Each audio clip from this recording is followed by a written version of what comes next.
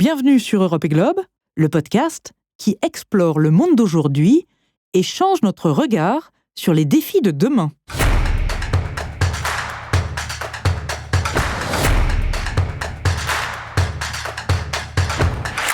Les pneus que vous venez de changer sur votre vélo ou votre voiture, les biberons de votre bébé, les semelles de vos chaussures, les ustensiles médicaux ou encore les préservatifs que vous utilisez, tous ces produits contiennent du latex.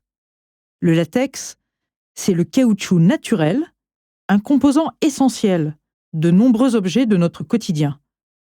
Mais avez-vous déjà pensé à l'impact de ces produits sur la déforestation en Afrique ? Comme vous l'avez compris, dans cet épisode, nous explorons le lien entre l'EVA, le caoutchouc et la déforestation. L'EVA, c'est un arbre sur lequel on fait des saignées et dont on récolte le latex, qu'on appelle aussi le caoutchouc naturel. Bonjour, je suis Élodie Ritzenthaler. Bonjour, je suis Aïssata Thiam-Leonov. Et ceci est un podcast d'Europe et Globe.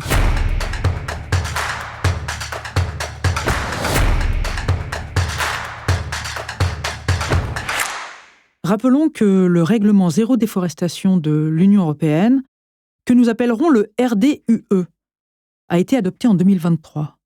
Il devient obligatoire le 1er janvier 2026 et il oblige les entreprises qui mettent du caoutchouc naturel et des pneumatiques sur le marché de l'Union européenne à se conformer aux lois des pays producteurs sur les droits de l'homme et en matière sociale et environnementale.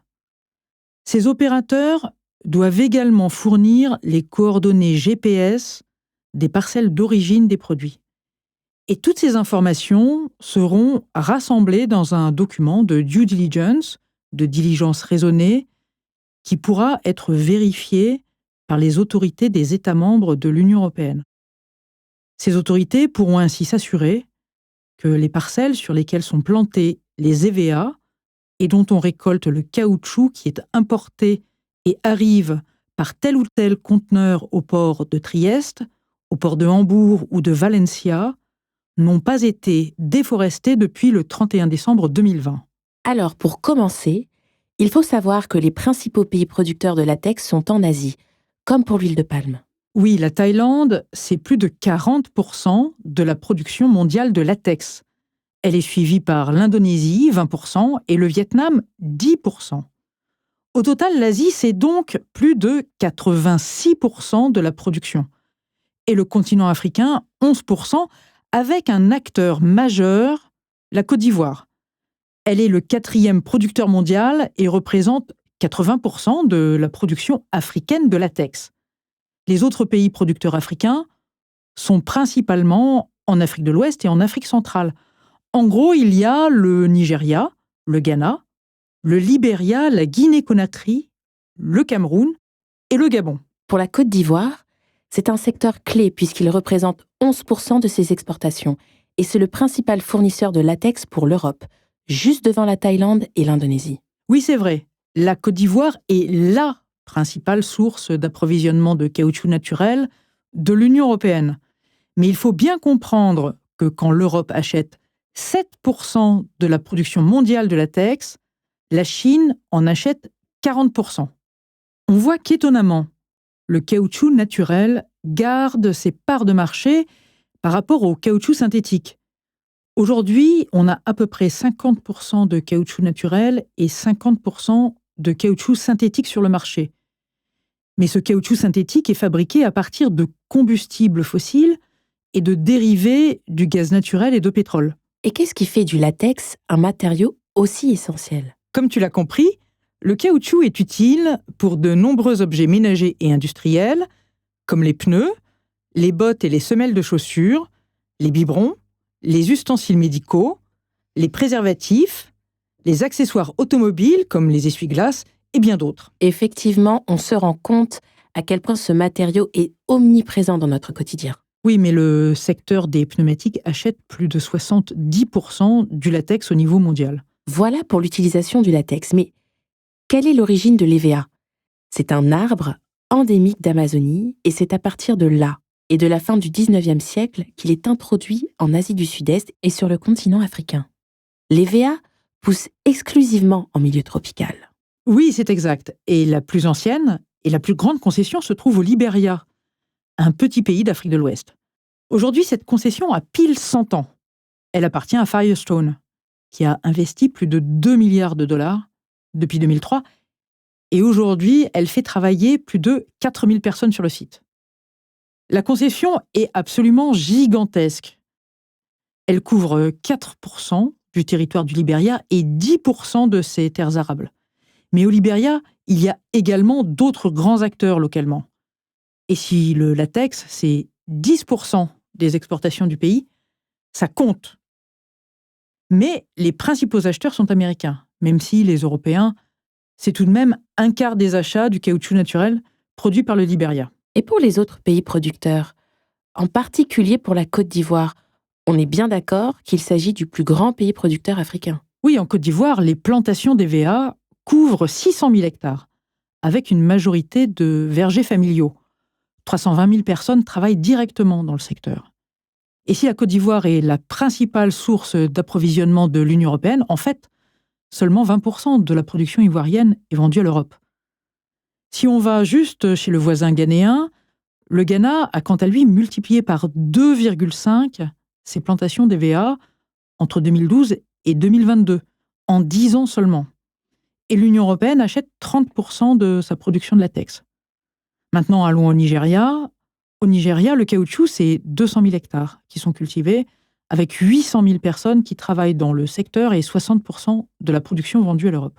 Dans la production de caoutchouc naturel, il y a 2 secteurs distincts, comme pour l'huile de palme.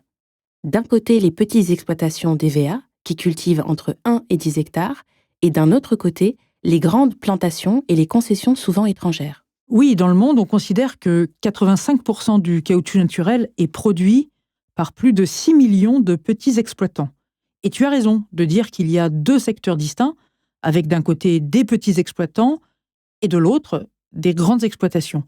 Mais contrairement à l'huile de palme, qui est essentiellement consommée par les populations africaines, comme on l'a vu, le latex est généralement exporté, en particulier vers les pays qui ont une industrie automobile.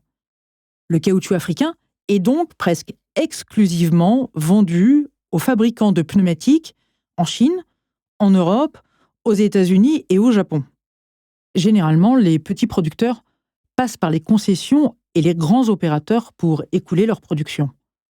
Mais sujet également intéressant, on voit que les grandes concessions d'EVA sont souvent dans les mains d'entreprises qui sont aussi engagées dans la filière du palmier à huile. C'est-à-dire que ce sont les mêmes grandes entreprises qui ont les plantations et contrôlent la filière. Mais sur le continent africain, y a-t-il des fabricants de pneumatiques ? Oui, mais ces fabricants sont installés principalement au Maroc, en Égypte et en Afrique du Sud, c'est-à-dire dans les pays africains qui ont une industrie automobile. Et ces fabricants de pneus sont des multinationales que nous connaissons tous. Et le secteur est très concentré puisqu'il est entre les mains d'environ une dizaine d'acteurs seulement. Et au-delà des concessions d'EVA, ces fabricants de pneumatiques qui vendent leurs produits à des clients au sein de l'Union européenne devront également s'aligner sur le règlement zéro déforestation. Ils devront avoir les données sociales et environnementales de leur chaîne d'approvisionnement et savoir de quelle parcelle est issu le latex utilisé dans leurs pneumatiques. Ainsi, nos autorités pourront contrôler si ce caoutchouc naturel participe à la déforestation. Là encore, les grandes plantations d'EVA, c'est-à-dire les concessions, n'ont pas attendu le règlement zéro déforestation. Souvent, elles ont déjà des systèmes de durabilité et de traçabilité qui couvrent la majeure partie de leur chaîne d'approvisionnement. Oui, et cela a d'ailleurs été fait sous la pression des fabricants de pneumatiques. Certains sont même vraiment des pionniers en matière de responsabilité sociale et environnementale. Apparemment, depuis plus de 20 ans, il y a de belles initiatives dans le secteur. Oui, en effet. Dès 2005, le Tire Industry Project, le projet des industries de pneumatiques, oui, c'est ça, a été lancé par les fabricants de pneus pour anticiper, comprendre et traiter les problèmes et les risques environnementaux, sociaux et de gouvernance dans leur secteur. Ce projet a réuni dès le départ 10 fabricants qui représentent aujourd'hui plus de 60% de la production mondiale de pneumatiques. Ces fabricants sont vraiment très avancés sur ces sujets. Ils ont d'ailleurs développé des systèmes digitaux utilisable à partir de n'importe quel appareil mobile connecté à Internet. Et les usines peuvent donc dialoguer avec les agriculteurs, soit directement sur le terrain, soit par le biais d'intermédiaires, pour examiner leurs pratiques environnementales, sociales et agricoles. Dès 2018, les acteurs de la filière ont également lancé une plateforme, la plateforme globale pour le caoutchouc naturel durable. Oui, et cette plateforme réunit plus de 90 acteurs. Cela inclut les concessionnaires de plantation d'EVA et des petits exploitants agricoles. Il y a les fabricants de pneus, des entreprises automobiles et puis des institutions financières et des ONG. Ensemble, ils ont défini 12 indicateurs spécifiques, comme la durabilité des forêts, la gestion de l'eau, le respect des droits de l'homme, mais aussi par exemple les droits sociaux, la traçabilité, les problématiques de corruption, et puis des systèmes de médiation et de réclamation. Donc le champ est vaste. Et s'il y a des plaintes et des conflits spécifiques sur une plantation, il arrive que des fabricants de pneumatiques fassent appel à des ONG pour voir ce qu'il se passe chez leurs fournisseurs de caoutchouc, donc au sein des plantations d'EVA.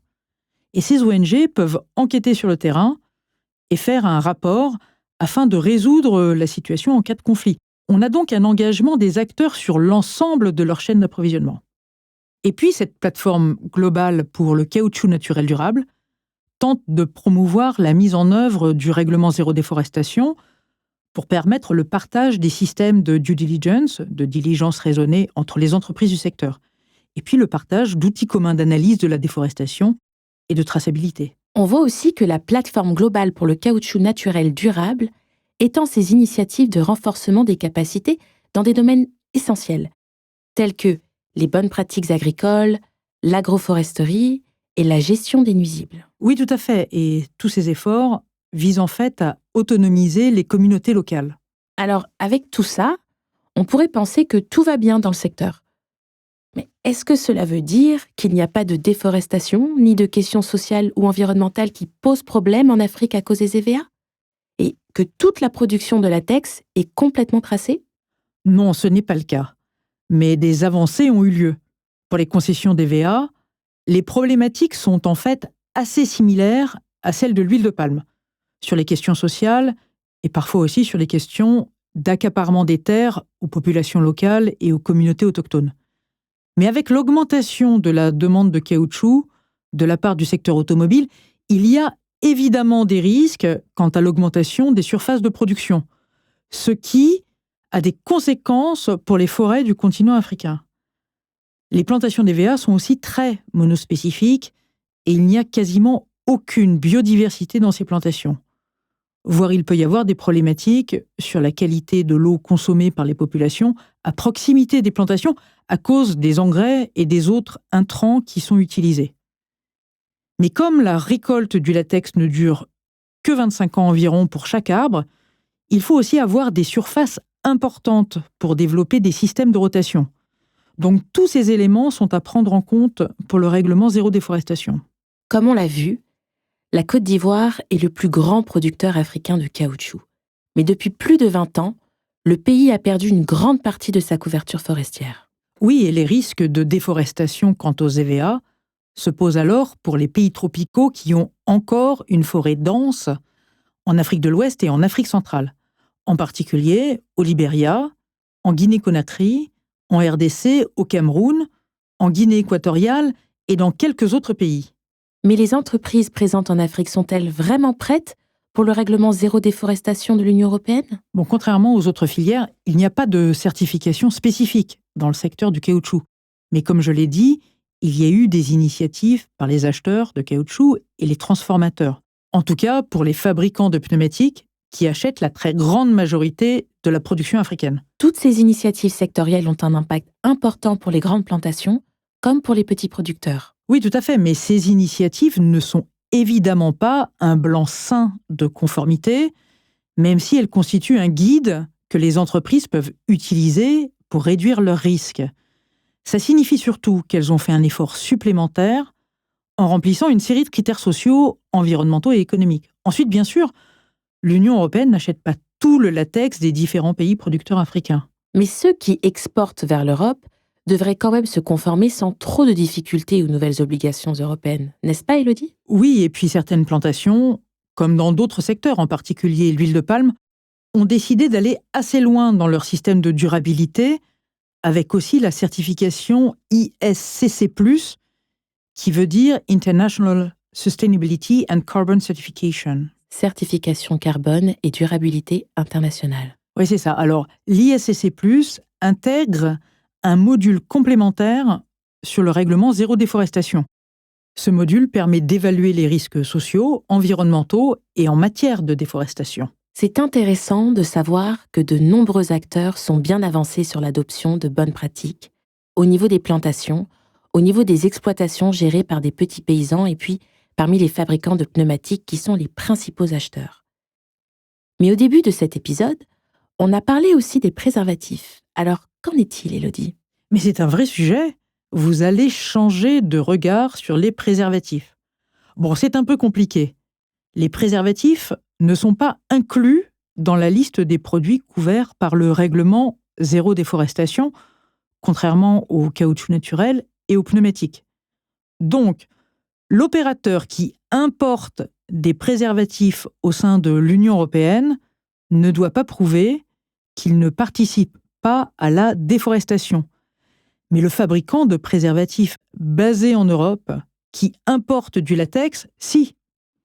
Donc, achetez des préservatifs fabriqués au sein de l'Union européenne pour vous assurer qu'ils ne contribuent pas à la déforestation. Et puis, pour la petite histoire, il faut savoir qu'aux Jeux Olympiques de Rio en 2016, des préservatifs fabriqués avec du caoutchouc naturel et forest-friendly avaient été distribués.